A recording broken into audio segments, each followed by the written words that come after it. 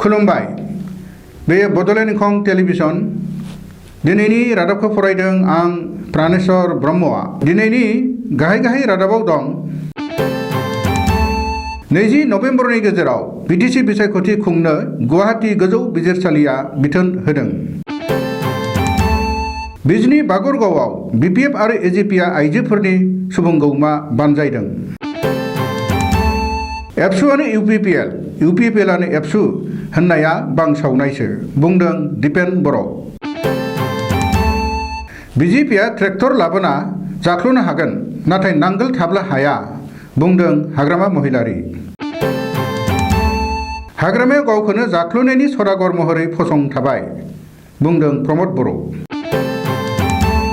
सानसुमा खुंगुरनि दाबि बिजेपि आरो इउपिपिएलआ बिटिसिआव सरकार दायोब्ला थासारिया गाज्रिसिन जागोन। आजमलनि दाबि बिजेपिआ फिन गोहोआव फैयोब्ला मुसलमान आइजोफोरखौ न'निफ्राय लांनानै जिनाहारि खालामगोन। जय बिडेनआ आमेरिका हादरनि गोदान आफादगिरि सायख'जाबाय। दानिया आबुं रादाब। बिटिसि बिसायख'थिया थाबैनो खुंफुंजासिगोन। गुवाहाटी गोजौ बिजिरसालिया रायजोफोरनि सार्थ'आव मोनसे राय होनानै दिन्दां जानानै थानाय बिटिसि बिसायख'थिखौ 20 नभेम्बरनि गेजेरावनो फोसावनो थाखाय बिथोन होबाय।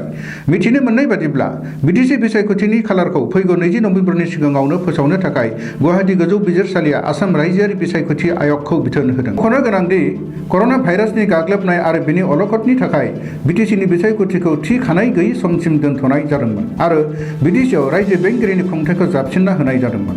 बिटिसिआव दासिमबो रायजो बेंगिरिनि खुंथायानो सोलिगासिनो दं। नाथाय बिटिसिआव रायजो बेंगिरिनि खुंथायखौ आयेननि बेरेखा होननानै बिपिएफआ अजद होनायजों लोगोसे गुवाहाटी गोजौ बिजिरसालियाव फिन थिसननाय बिटिसि बिसायख'थिखौ थाबैनो खुंनो थाखाय दाबि खालामदोंमोन। बेखौबो मख'नो नांगोन दि बिटिसि बिसायख'थिखौ नभेम्बर दाननि उनाव आरो 15 डिसेम्बरनि गेजेरावनो खुंनो थाखाय आसाम सरकारा बिसायख'थि आय'गखौ खावलायदोंमोन। नाथाय गुवाहाटी गोजौ बिजिरसालिया 20 नभेम्बरनि गेजेरावनो बिटिसि बिसायख'थिनि खालारखौ फोसावनो थाखाय बिसायख'थिनि आय'गखौ बिथोन होबाय। चिरां जिल्लानि बेन्दोंआव थानाय 19 नं थुरिबारि बियाबाव दिनै बिपिएफ आरो एजिपि दोलोआ खौसेयै मोनसे आइजोफोरनि सुबुंगौमा बानजायदों। 19 नं थुरिबारि बियाबनि बिपिएफ आरो एजिपि जथायारि दोलोनि बिजाथि पार्थजित रायनि जानानै बिसायख'थि फोसावदिंनायखौ लोब्बा लानानै थुरिबारि बियाबनि बेन्दोंआव थानाय बागरगाव राज मन्दिरनि गेलेग्रा फोथाराव खुंनाय बे आइजोफोरनि सुबुंगौमायाव गाहाय आलासि महरै बाहागो लाफैदोंमोन बिपिएफनि नेहाथारि डक्टर अनजलि दैमारि आरो आसामनि मन्त्रि चन्दन ब्रह्म मोना। बेजों लोगोसेयैनो बिपिएफनि गोबांसा दैदेनगिरिमोनजों लोगोसे एजिपिनि दैदेनगिरिमोन आरो ओनसोलनि रोजा रोजा आइजोफोर आरो सुबुंफोरा बाहागो लानानै बे गेदेर सुबुंगौमाखौ जाफुंसार खालामो। मिरु एबसुनि आफादगिरि दिपेन बर'नि दैदेननायाव शुक्रबारखालि बागानसालियाव थानाय मिरु एबसुनि मावख'आव मोनसे खौरांगिरि मेल खुंनाय जायो। बे खौरांगिरि मेलनि गेजेरजोंनो एबसुनि आफादगिरि दिपेन बर'आ फोरमायदों दि एबसुआनो इउपिपिएल नङा आरो इउपिपिएलआनो एबसु नङा। बिपिएफनि फोसावदिंनाय मेलफोराव एबसुआनो इउपिपिएल आरो इउपिपिएलआनो एबसु होननानै अजद होनायफोरा बांसावनायसो होननानै खेंफोरथि होयो। खौरांगिरि मेलाव दिपेन बर'आ बुङो दि बिटिआर गोरोबथानि दफाफोरखौ मावफुंनांगौनि थाखाय इउपिपिएलखौ एबसुआ थोंजोङै मदद खालामदों आरो रायजो राजाफोरनि गेजेराव मोनसे राजखान्थियारि सोलायनाय लाबोनांगौनि थाखाय इउपिपिएलखौ मदद खालामनो रायजो राजाफोरखौ हांख्रायदों। बबेखानि राजखान्थि हान्जानि दैदेनगिरिफोरा एबसुखौ टारगेट खालामनो नाङा मानोना एबसुआ मोनसे बर' हारिनि माहारियारि आफाद। जेब्ला बर' हारिया अलखदाव भुगिनाङो अब्ला एबसुआ राजखान्थियाव गोदोनिफ्रायनो थोंजोङै मदद होबोदों। बे खेबाव बिटिआर गोरोबथानि दफाफोरखौ मावफुंनांगौनि थाखाय इउपिपिएलखौ मदद खालामनाय जादों। बबेखानि खुंजानो गोनां बिटिसि बिसायख'थियाव आयेन आब्रुथिखौ नोजोर होनानै नांगौ बादि पुलिस बिफान आरो रौनिया थिसननांगौ होननानै दिपेन बर'आ नखर बिफानखौ दाबि खालामदों। बिटिसि बिसायख'थिनि फोसावदिंनायखौ जागायनाय आसामनि गोहोगोरा मन्त्रि आरो नेडानि लिंथुमगिरि डक्टर हिमन्त बिश्व शर्माया उदालगुरि जिल्लायाव बिपिएफ आरो हाग्रामा महिलारिनि हेंथायै जाख्ल'नायनि गोख्रों अजद होनायनि फिननायखौ बाक्सा जिल्लानि सालबारियाव खुंनाय बिपिएफ दोलोनि मोनसे फोसावदिंनाय मेलाव बाहागो लानानै हाग्रामा महिलारिया होबाय। मन्त्रि हिमन्त बिश्व शर्माया नांगोलजों रावबो हालेवलिया ट्रेक्टरजोंसो हालौसै होननानै बुंनायनि फिननाय होनानै हाग्रामा महिलारिया खौरांगिरिफोरनि सिगाङाव बुंदों दि बिटिसिआव नांगोल थायोब्ला बिजेपिआ जाख्ल'नो हानाय नङा।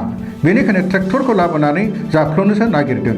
जेसेबांनो ट्रेक्टरजों हालौवा मानो नाथाय ट्रेक्टर थाब्लाबो नखरफ्रोमबो नांगोलखौ लाखिखायो। बबेखानि हिमन्त बिश्व शर्माया बिपिएफखौ थाइजौ गोखैजों रुजुनायनि फिननाय होनानै हाग्रामाया बुंदों दि हिमन्त बिश्व शर्माया बिथाङा गावनो गोदै जाग्रा जाया। मानोना बिथाङा सासे सुगार बेरामि। गाव गोदै जाग्रा जाया नाथाय बिटिसिनि रायजोखौ गोदै जाहोनो नागिरदों। हिमन्तआ गावनो सासे डाक्टर। माखौ जानांगौ माखौ जानाङा गावनो मिथिखायो। मख'नो गोनांदि मिरुआव आरो आसामाव बिजेपि आरो बिपिएफआ खौसेयैनो सरकार खालामगासिनो दंब्लाबो बिटिसि बिसायख'थिखौ लानानै सासेखौ सोंखारिनाय आरो जाख्ल'नायनि अजद होलायनायखौ नुनो मोन्दों।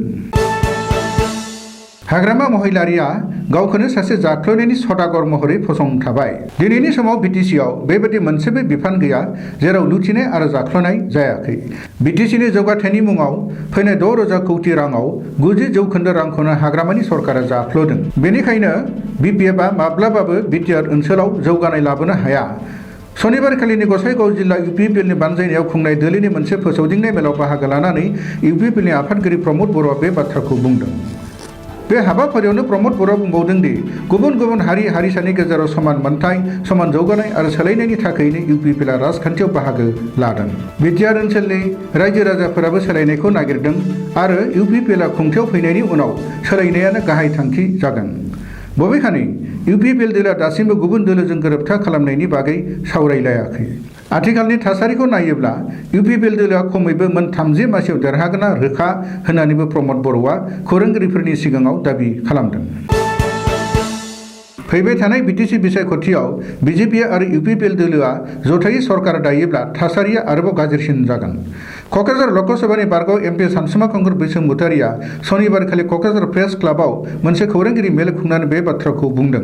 बेजों लोगोसेयैनो आसामनि गोहोगोरा मन्थ्रि आरो नेतानि लिंथुमगिरि डॉ हिमन्त बिश्व शर्माया शुक्रबारखालि उदालगुरि जिल्लानि माजबाद आरो कलाइगावआव बिजेपिनि मोनसे फोसावदिंनाय मेलाव बाहागो लानानै हाग्रामा महिलारि आरो बिपिएफनि हेंथायै जाख्ल'नायनि गोख्रों अजद होफैनायखौ सोंखारिदों आरो दुखु फोरमायदों। सानसुमा खुंगुरा बुंबावदों दि उदालगुरियाव हिमन्तआ बुंनाय बानबुंथिया बिटिसिनि रायजो राजा आरो आसामनि रायजो राजाफोरनि थाखाय गिनो गोनां।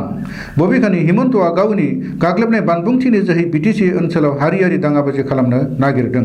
बेनिखायनो बेबादि हारियारि दोलोजों लोगोसे थाना बिटिसि दखल खालामनो सिमां नुनाय इउपिपिएल दोलोखौबो रायजो राजाफोरा नेवसिनांगौ होननानै सानसुमा खुंगुरा खावलायदों आरो बिपिएफनि खुंथायखौनो बिटिसिआव लाबोफिननांगौनि इसाराखौ होदों। मख'नो गोनांदि आसामनि थागिबि हारि हारिसानिफ्राय जायफोर बिजेपिआव हाबदों बिसोरजों लोगोसे इउपिपिएलनि दैदेनगिरिमोनखौबो बिजेपि नागारनो थाखायबो सानसुमा खुंगुर बसुमतारिया खावलायदों आरो जालुकबारि बियाबाव गासैबो हारि हारिसायानो ज' जानानै हिमन्त बिश्व शर्माखौ फैबाय थानाय विधानसभा बिसायख'थियाव फेजेननो थाखायबो बयखौबो खावलायदों। 2021 मायथाइनि विधानसभा बिसायख'थियाव बिजेपिआ फिन देरहानानै गोहोआव फैयोब्ला मुसलमान आइजोफोरा रैखाथियाव थानाय नङा। मुसलमान आइजोफोरखौ न'निफ्राय दैखांना लांनानै जिनाहारि खालामहैगोन। सिलचराव बानजायनाय दोलोनि मोनसे मेलाव बाहागो लानानै एआइइउडिएफनि गाहाय आरो धुबरीनि एमपि बदरुद्दिन आजमलआ बे बाथ्राखौ बुंदों। बबेखानि जाय बिजेपिआ काखौ लाबोबाय आरो जाय बिजेपिआनो रावनोबो साख्रि होनो हायाखै बिसोरनो मानो भट होनांगौ होननानैबो आजमलआ सिलचराव खुंनाय मोनसे मेलाव बुंदों। अदेबानि साननैसोनि उनावनो बिजेपिआ सायख' बयखौबो जोबथेसालियाव सोहैसिगोन। बेनिखायनो गावखौ रैखा खालाम आरो हादरखौबो रैखा खालाम होननानैबो बदरुद्दिन आजमलआ उदाङै बयखौबो खावलायदों। दिनैनि रादाब फरायनाया एसेनोसै। गोजोन्थों।